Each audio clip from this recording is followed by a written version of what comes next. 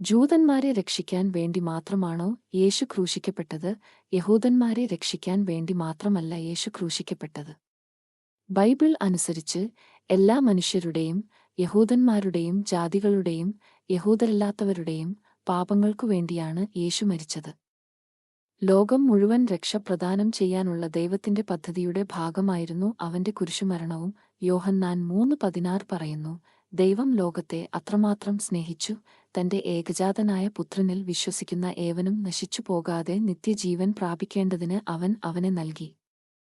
യേശുവിന്റെ ബലി ഒരു കൂട്ടം ആളുകൾക്ക് വേണ്ടിയല്ല, വിശ്വസിക്കുന്ന ഏതൊരാൾക്കും വേണ്ടിയായിരുന്നുവെന്ന് ഈ വാക്യം വ്യക്തമായി ഊന്നിപ്പറയുന്നു. യേശു ഒരു യഹൂദനായി ജനിച്ച് ആദ്യം യഹൂദ ജനതയോട് പ്രസംഗിച്ചുവെങ്കിലും അവന്റെ ദൗത്യം എല്ലാ ജനങ്ങളെയും ഉൾപ്പെടുത്താൻ വികസിച്ചു.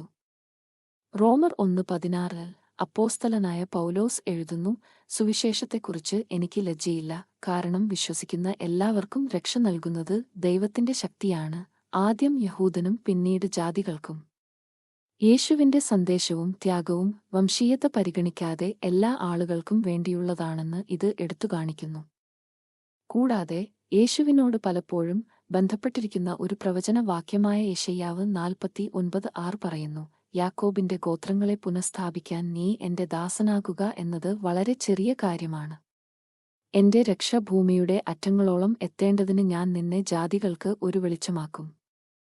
ഉപസംഹാരമായി, യഹൂദന്മാരുടെ രക്ഷയ്ക്കു വേണ്ടി മാത്രമല്ല, എല്ലാ മനുഷ്യരാശിയുടെയും വീണ്ടെടുപ്പിനുവേണ്ടിയാണ് യേശു ക്രൂശിക്കപ്പെട്ടത്.